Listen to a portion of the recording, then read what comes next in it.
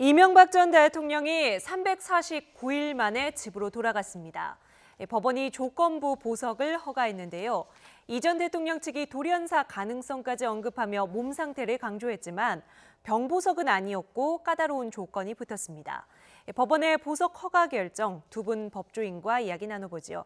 서기호 변호사, 최진영 변호사 나오셨습니다. 두 분 안녕하세요. 네, 안녕하십니까? 네.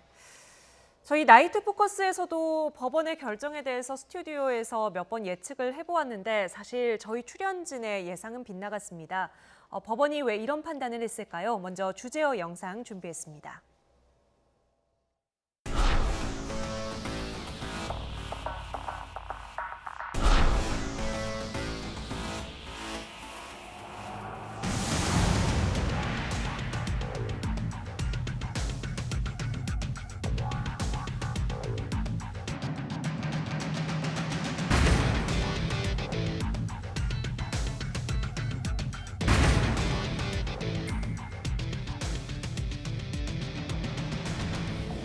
제가 변호사하면서 제 주권이 많긴 했는데요. 진찰을 받으실 사유가 한두 개 있습니다. 그건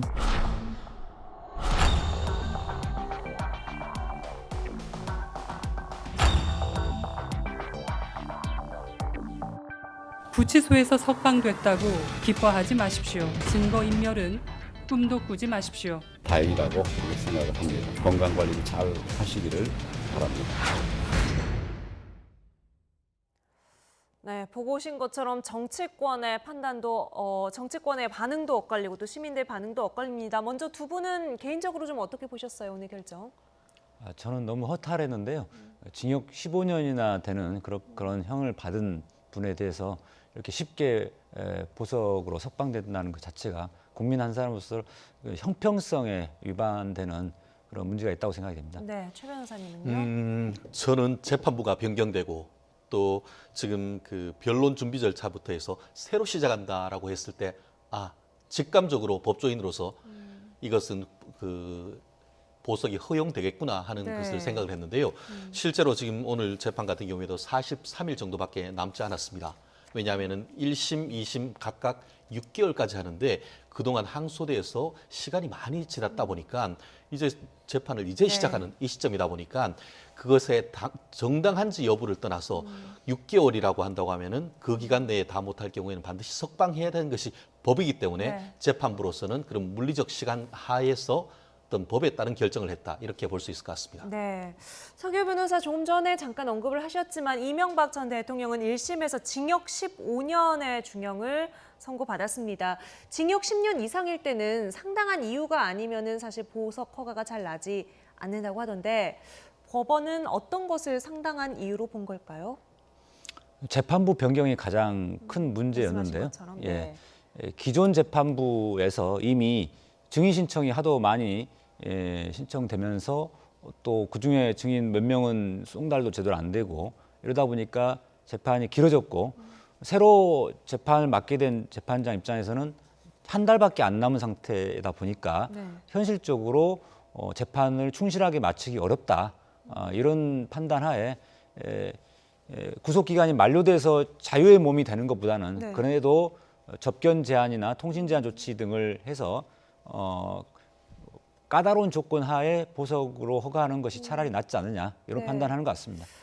과거에 법원에도 계셨으니까 이런 경우는 아주 이례적인 겁니까? 네, 그렇습니다. 보통은 보석으로 허가할 때는 주거지 제한 정도 이렇게 하는데요. 접견 제한과 통신 제한 조치까지 할 정도라면 재판부에서도 굉장히 신경을 썼다라는 생각은 드는데 문제는 이 접견 제한이나 통신 제한 조치가 실효성이 별로 없다라는 겁니다. 경찰이 그 주거지 안에서 같이 숙식을 하면서 상주하면서 24시간 이렇게 수시로 실시간으로 감시하는 건 아니거든요. 그냥 하루에 한 번씩 경찰이 가서 확인하고 그래서 법원에 보고하고 또 일주일에 한 번씩 보고서를 내라 뭐 이 정도인데 그렇게 되면은 사실상 통신 제한 조치를 취했다고는 하지만 가족의 핸드폰이나 또는 대포폰을 가지고 얼마든지 통화가 가능한 상황이기 때문에 이런 것들을 철저하게 막을 수 있는 상황은 아니다. 그래서 좀 실효성 논란이 있습니다. 네, 그러니까 국민적 여론을 의식해서 상당히 이례적으로 제한적인 조치들을 두었지만 하지만 개인적으로는 조금 불안하고 실효성이 좀 걱정되는 결정이었다. 이렇게 보시고요.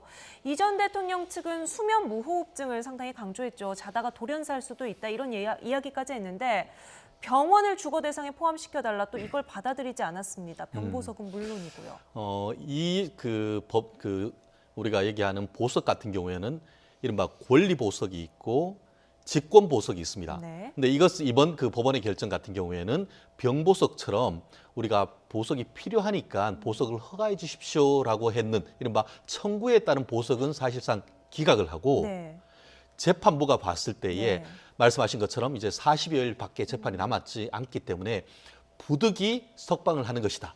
재판부의 필요에 의해서. 그렇죠. 네. 재판의 필요에 의해서 이 석방을 했는 것이지 어떤 형평성과 상관없이 대통령이었기 때문에 이 석방을 했는 그런 케이스는 아닌데요. 네. 오늘 지금 예를 들어서 봤을 때 보석 조건 같은 경우에는 임의로 하는 것이 아니고 형사소송법에 9가지 보석의 조건을 걸 수 있는 내용이 있습니다. 네. 대표적인 케이스가 보면은 법정 출석이나 증거인멸에 대한 금지 서약서, 네.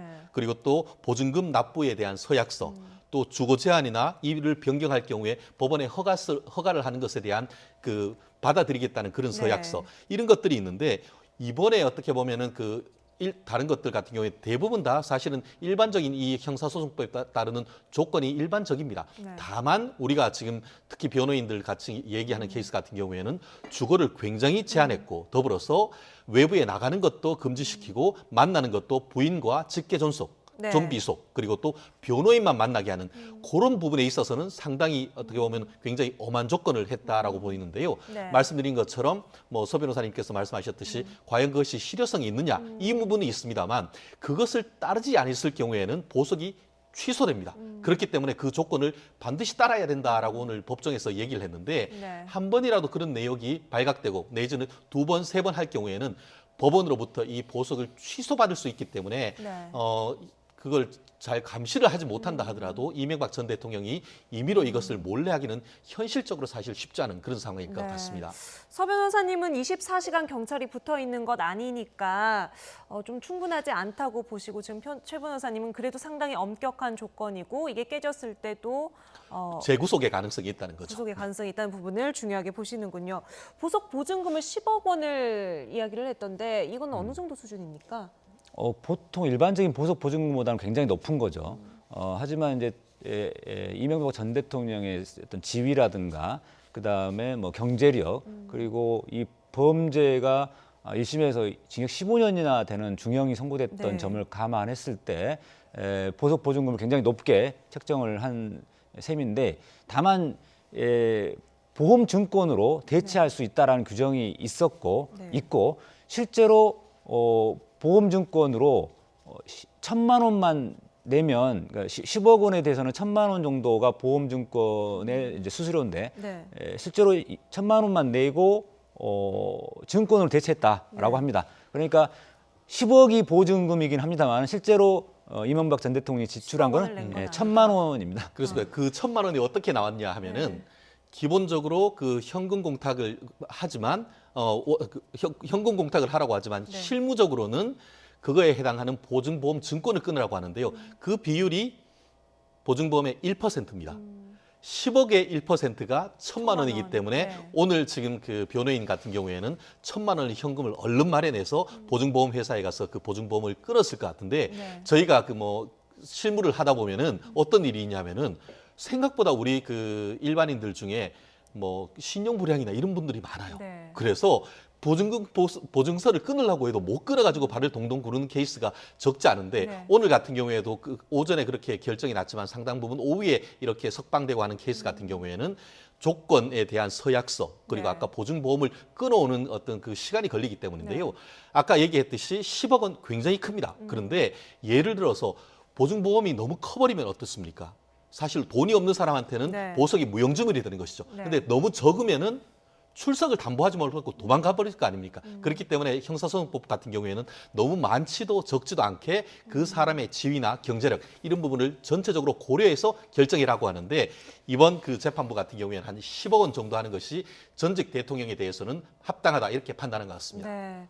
그동안 항소심이 굉장히 더디게 진행이 됐는데요. 증인들도 잘 출석을 하지 않았고요. 앞으로 좀 재판 진행 속도에도 변화가 있을까요? 그런데 이제 불구속 상태가 돼버렸기 때문에 사실 속도감 있게 진행되기는 오히려 어려워졌다고 볼 수 있습니다. 구속되어 있는 상태라면은 구속 기간 때문에라도 네. 재판부에서 계속 재판 날짜도 빨리 잡고 독촉하게 되는데 네. 불구속 상태면은 이제 피고인 쪽에서도 변호인 쪽에서도 시간을 아무래도 좀 끌려고 할 거고요. 그렇기 때문에 재판 진행이 오히려 좀 늦어질 수밖에 없다라고 생각이 듭니다. 네, 법원에서는 뭐 좀 적극적으로 구속영장을 발부해서라도 증인 구인을 하겠다라는 입장을 밝히고 있는데요. 이명박 전 대통령은 오늘 뭐라고 했다고 합니까? 혹시 법정에서나 이후에 전해지는 이야기가 있었나요? 그렇습니다. 이명박 전 대통령 같은 경우에는 사실 아까도 그림에서도 봤습니다만 그 구속될 때 그 비슷한 복장으로 노타이 차림에 네. 상의에는 이제 그 수트를 입고 와이셔츠를 풀어 헤친 차원이었는데 여러 가지 지지자들한테 대해서 뭐 여러 가지 얘기가 있었습니다만 얇은 미소만 짓고 이렇게 갔고 네. 출발하면서도 지지자들한테 대해서 창문을 열고 그냥 간간히 이렇게 손을 흔들었다고 하는데요. 대신에 이제 후문에 따르면은 어떻게 보면 이런 부분에 대해서 어쨌든 간에 따라서 하겠다라고는 그 법원의 결정에 대해서 네. 나름대로 그 제대로 따르겠다라고 했다는 그 얘기를 변호인을 통해서 했는 것인데 네. 아마 거의 만 1년이었던 것 같습니다. 작년 3월 22일에 구속됐으니까 집으로 돌아가는 감회가 굉장히 남달랐지 않을까 생각을 합니다. 네. 그러면 이명박 전 대통령 측 강훈 변호사의 입장을 잠깐 듣고 오시죠. 뭐 제가 변호사하면서 제일 조건이 많긴 했는데요. 재판부는 이 사건의 중요성을 감안을 하고 또 검찰에서 여러 가지 이유를 들어서 보석을 반대를 하고 또 보석에 대한 어떤 대통령에 대한 어떤 다른 사람보다 우대를 하는 거 아니냐는 그런 여론도 감안을 해서 결정했던 것으로 보입니다. 보석 조건이 엄중하긴 하지만 대통령께서 못 지키실 조건은 아니라고 생각합니다. 못 지킬 조건은 아니지만 내가 변호사하면서 제일 조건이 많기는 했다. 가혹한 조건이라고 생각을 하면서도 이 전 대통령 측에서 받아들인 이유는 무엇일까요? 구속 재판과 불구속 재판은 하늘과 땅 차이, 천당과 지역 차이 이렇게 생각하시면 될 겁니다. 네. 실질적으로도 어떻게 보면은 구금되어 있기 때문에 심리적으로 굉장히 위축되고 실제로 재판에 그 수사에 불응하고 부인하다가도 구속되면은 자백하는 케이스가 네. 그만큼 구속에 따르는 그 어떤 압박감이 크다는 것을 반증하는데요. 또 변호사 입장에서도 임의적으로 이제 그 불구속 상태에서 변호사를 찾아와서 이 준비를 하는 것과 매번 구치소에 가서 준비를 하는 것에서 어떤 방어권 보장에서도 굉장히 큰 차이가 있습니다. 그러다 보니까 어떤 조건이 붙든 간에 그 조건을 따라서 석방된 상태에서 한다고 하면은 어떤 조건이 있다 하더라도 그것이 훨씬 낫다 보니까 그것을 받아들일 수밖에 없는데요. 네. 더불어서 뭐 이런저런 얘기가 있습니다만 말씀드렸듯이 이것이 신청했는 것을 그대로 다 받아줘서 해놓은 것이 아니고 말씀드렸듯이 재판부가 봤을 때에 시간이 얼마 없어서 충실한 심리를 하기 위해서 불가피했기 때문에 이런 것을 조건을 붙였기 때문에 제가 봤을 때는 재판부로서도 아마 고민을 한 끝에 부득이한 판단이 아니었나 생각을 합니다. 네. 그 부분에서 참 보완을 좀 예, 말씀드리자면요. 한 달 정도 후면은 사실 완전히 아무런 조건 없는 자유의 몸이 될 수 있습니다. 예. 그렇죠. 근데도 불구하고 이 엄격한 조건을 받아들인 것은 사실은 이 보석 조건이 엄격해 보이지만 별 그래도 알맹이 받아들이는 없는, 게 낫다. 그러니까 알맹이 없는 실효성 없는 조건이라는 걸 알기 때문에 사실은 받아들인 거라고 생각이 됩니다. 접견 제한 조치, 통신 제한 조치 뭐 이런 것들이 굉장히 붙어서 겉으로 보기에는 엄격한 조건처럼 보이지만 아까도 네. 말씀드렸듯이 경찰이 상주하는 게 아니기 때문에 실효성이 별로 없습니다. 얼마든지 몰래 통화 가능하다고 생각이 되고요. 그런 걸 알기 때문에 받아들인 거라고 저는 생각이 됩니다. 네. 법원은 보석 조건 이외에도 별도의 당부 사항을 남겨서 눈길을 끌었는데 어떤 내용인지 잠시 띄워주시지요. 네. 정준영 부장판사는요, 재판은 과거와의 대화다. 자택에 가서 기소된 범죄 사실 하나하나 읽고 과거의 한 일 찬찬히 회고해달라. 이런 특별한 당부사항을 남겼다고 합니다. 이런 말을 남긴 건 좀 이례적이라고 봐야 할까요? 어떤 의미일까요?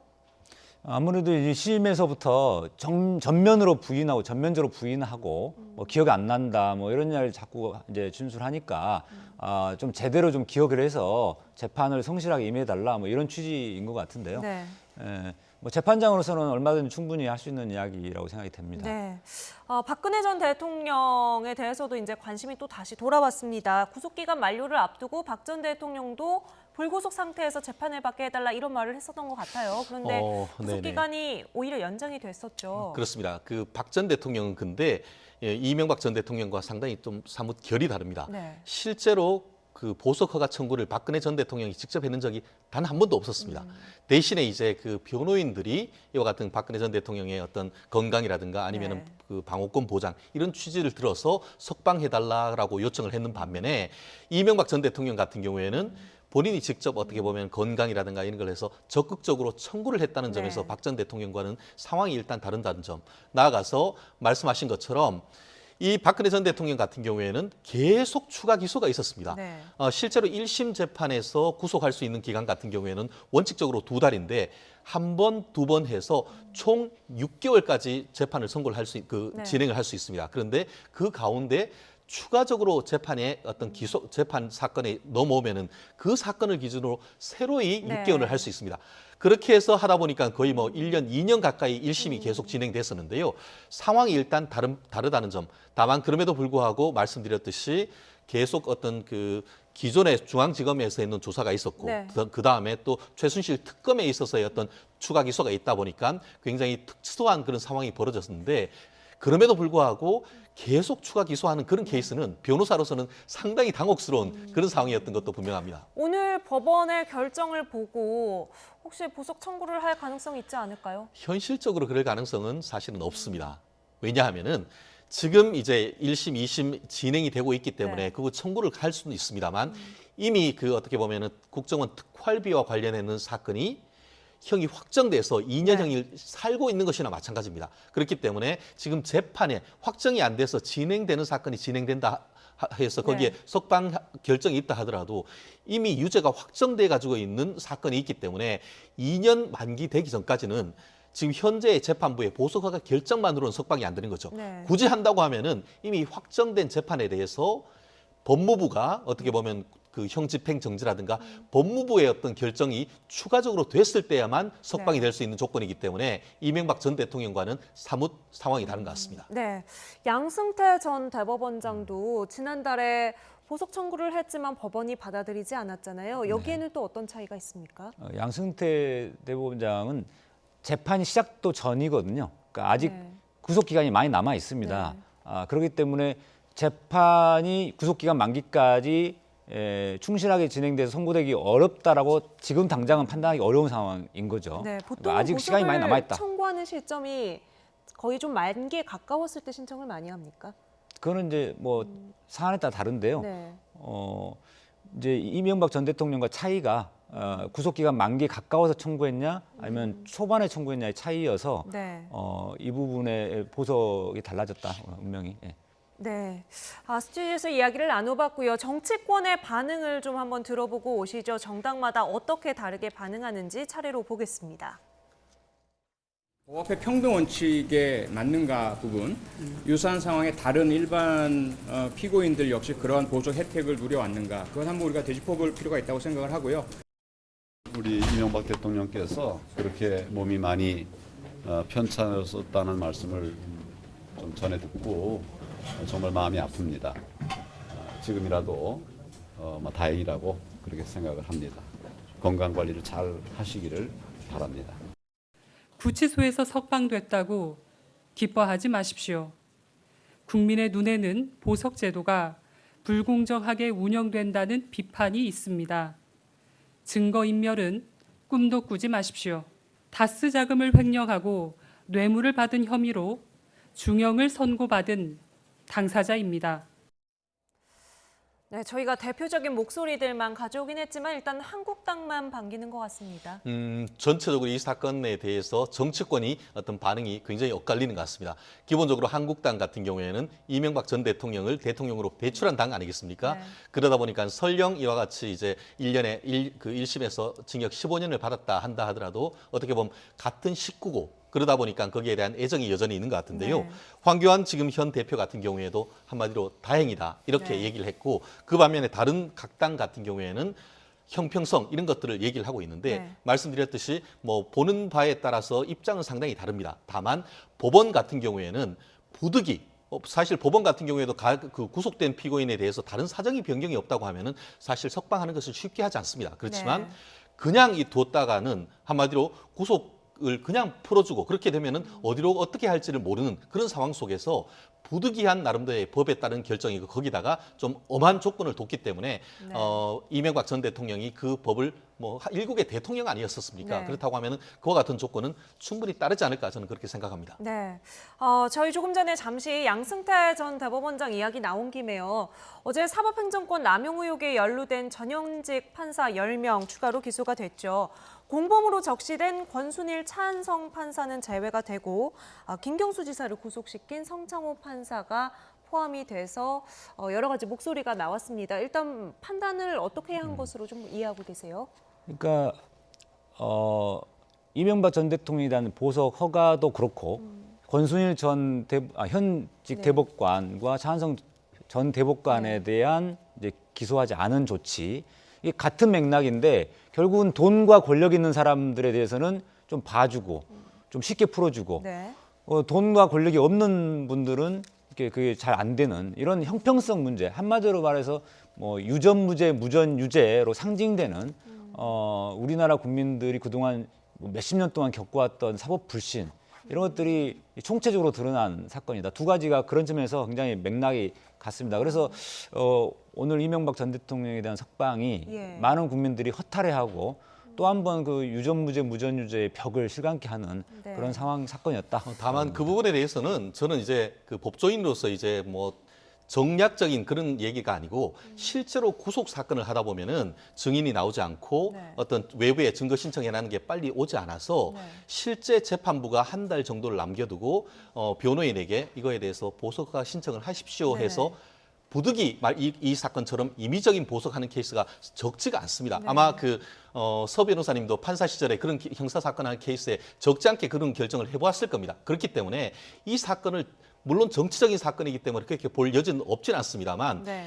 오히려 재판을 빨리 진행하지 않으면 법원이 어떻게 보면 문제인 것이지 법원이 이 이명박 전 대통령을 봐주려고 했던 그런 맥락이라고 보기에는 좀 어폐가 있지 않을까 저는 그렇게 생각을 합니다. 그러니까 제가 말씀드린 취지는 법조인들의 시각에서 볼 때는 약간 있을 수 있는 결정 정도입니다. 제가 봐도 그런데 문제는 이게 일반 국민들은 굉장히 납득하기 힘들어하시다라는 거죠. 여론조사에서 예. 이제 상당수가 예, 그렇습니다. 구속을 제가 받는데 반대를 유튜브를 제가 서교 TV 이제 개국했습니다만은 SNS, 하시는 것 같은데. 페이스북을 네. 비롯한 이런 SNS에서 이런 글을 올리면 예. 많은 그 비법률가 국민들이 정말 납득을 못 하십니다. 그러니까 법조인으로서 그런 것들을 납득하실 수 있도록 말씀해 주셔야죠. 뭐 법원은 법리적으로 판단을 하는 거지만 이제 국민들의 그렇죠. 일반적인 네네. 법 감정과는 좀 동떨어져 그렇습니다. 있다 이런 말씀이신 것 같습니다. 성창호 판사 이야기를 물어봤는데요. 일단 혐의가 뭡니까? 혐의는 한마디로 공무상 비밀 누설죄입니다. 네. 뭐 직권남용이나 아니면 뭐 재판 개입 이렇게 했는 것이 아니고 예. 그 당시에 예전에 보면은 정은호 게이트와 관련해서 이제 그 전직 법관인 변호사가 고한의를 했지 네네네. 않습니까? 그 사건에 대해서 영장 전담 판사를 하고 있었는데 그 당시에 서울중앙지방법원 형사부장판사가 그 내역이 어떤 것이냐라고 좀 문의를 하니까 그때 본인이 검토했던 그 검찰에 왔던 수사 자료 이런 네. 것들을 복사를 한 다음에 그 당시에 형사 그 수석부장에게 제출을 했다라는 그 혐의로 했는데요. 네. 이 부분에 대해서는 법리적인 측면 그리고 또 어떤 정치적인 측면에서 봤을 때 좀 논란이 없지 않은 것 같습니다. 말씀드렸듯이 공무상 비밀 누설 같은 경우에는 그것을 가지고 와서 어떻게 보면은 그 피의자 측에 넘겼다든가 예. 아니면 어디 외부에 넘겼다라고 해야 되는데 이것 같은 경우에는 어떻게 보면 재판 행정상 어떤 그 수석 부장에게 보고했는 내부의 어떤 보면 정보 보고했던 그런 측면이 없지 않은 그런 상황 속에서 이걸 굳이 기소를 해야 되느냐 하는 문제가 있고, 더불어서 아시다시피 지지난달 같은 경우에는 성창호 부장이 진행하던 이 드루킹과 관련해서 네. 김경수 지사에 대해서 법정 구속까지 판단을 했는 건 아닙니까? 그러다 보니까 이 법조계, 특히 이 법원 내에서는 이와 같은 어떤 그 민주당이나 이 그 청와대에서의 어떤 압박에 검찰이 특별히 구속 네. 이런 정치 기소를 보고가 하는 것이 아니냐, 아닌가 하는 네. 그런 의혹도 나오는 부분이라서 어떻게 보면은 그 시점이 절묘하게 떨어진다는 점에서 굉장히 사법권의 독립 이런 측면에서는 상당히 좀 유감이 있을 수밖에 없는 상황인 것 같습니다. 정치 보복 아니냐는 눈초리에 대해서 서 변호사님은 네. 어떻게 보세요? 이 성창호 판사를 비롯해서 조희연 판사, 이제 신광열 판사 이 세 사람이 이 공무상 비밀 누설에 관여돼 있는데 네. 이분들의 행위를 보면은 단순한 정보 보고, 내부 정보 보고 수준을 넘어섰습니다. 그렇기 때문에 검찰이 이제 기소하게 된 건데요. 네. 무슨 뜻이냐면은 행정적인 차원에서, 사법 행정 차원에서 어떤 정보 보고가 아니라 중요 사건 보고처럼 이 사건이 법관 비리에 관한 것들이거든요. 네. 그래서 법원에서는 이 법관 비리를 덮고 싶은 겁니다. 그러다 보니까 이 정보 보고된 것을 가지고 실제로 법관 및 가족에 대한 어떤 압수수색 영장이 들어왔을 때 네. 엄격히 심사를 해라라는 가이드라인을 거꾸로 줄 정도로 네. 실제로 이게 아까 피의자에게 전달된 것과 비슷한 효과가 난 거죠. 네네. 그다음에 또 한 가지는 구두상으로 어떤 정보를 전달한 정도를 넘어서서 수사 기록을 통째로 넘겼습니다. 네. 그러니까 수사 기록에 보면은 수사 보고서나 조서 등이 있는데 150쪽 분량의 이 기록들을 복사를 해가지고 네. 전달을 할 정도였기 때문에 이게 단순한 정보 전달, 내부 정보 전달과는 차원이 다르다라고 할 수 있습니다. 형식적인 보고 사실 자체뿐만 아니라 거기에 어떤 내용이 어떻게 담겨서 갔는지를 들여다보면은 상당히 중하다라고 네, 보시는 그렇습니다. 거군요. 사법농단 의혹에 연루된 현직 법관 66명 비위 사실을 검찰이 통보를 했고 이걸 받은 법원 행정처장도 입장을 밝혔는데요. 잠시 듣고 오시겠습니다. 국민 여러분께 대단히 죄송하다는 사과의 말씀을 드리고 기소 내용과 또 비위 통보 내용을 확인하고 적절한 조치를 취하도록 그렇게 하겠습니다. 지금 대법관까지 통보됐다고 알려졌는데 같이 검토하시는 거 아니신 거죠? 그 부분은 비위 통보인지 아니면 참고 내용으로 통보한 건지 좀 더 확인이 필요합니다. 대 원장님, 현직 법관 비위 사실이 통보됐는데 한 말씀만 부탁드리겠습니다. 네, 조재현 법원 행정처장 적절한 조치를 하겠다 이렇게 말하는데 어떤 조치가 되어야겠습니까? 우선 10명의 기소된 사람 중에 현직 법관들에 대해서는 직무 배제부터 해야 된다고 생각합니다. 그러니까 재판 업무에서 일단 배제시켜야 된다. 왜냐하면 똑같은 동료 법관들이 재판을 하는데 같이 재판하는 동료 법관을 다른 판사가 재판한다. 이게 잘 와닿지 않지 않습니까? 굉장히 부담스러울 수밖에 없습니다. 바람직하지도 않고요. 그리고 그 재판에 대해서 과연 국민들이 신뢰하겠느냐 이런 문제 생깁니다. 그렇기 때문에 이 기소된 판사에 대해서는 나중에 설령 무죄가 선고되더라도 일단 재판이 진행되는 동안에는 재판 업무에서 배제시켜서 네. 일반적인 어떤 사법 연구를 하게 만든다든지 이렇게 할 필요가 사법농단 있다. 관련해서는 지금 피고인석에 서야 하는 판사들인 네, 그렇습니다. 거죠. 피고인석에 서야 되기 때문에 그렇습니다. 네, 이명박 전 대통령 349일 만에 집으로 돌아간 것과 관련해서 법원의 판단에 대해서 이야기를 나눴고요.